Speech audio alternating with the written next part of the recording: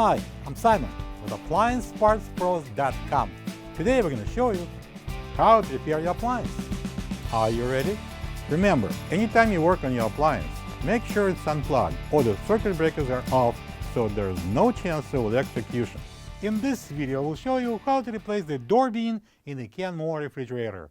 It's going to be a very easy repair. Should only take a few minutes to show you how to do it. When you open up the package, you're going to get a new door bean. This door bean is located at the freezer door. It's used for additional storage of food.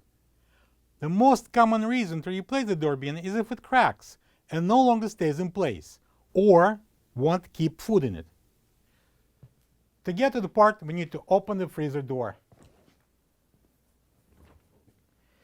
All of these three door beans are identical, so we're going to show you how to replace top one. For example, simply push it up.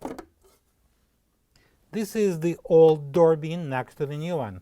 If you don't have this part, you can get it from AppliancePartsPros.com. To install the new door bean, we simply put it inside the door and slide it down. And now when we're done, we can close the freezer door.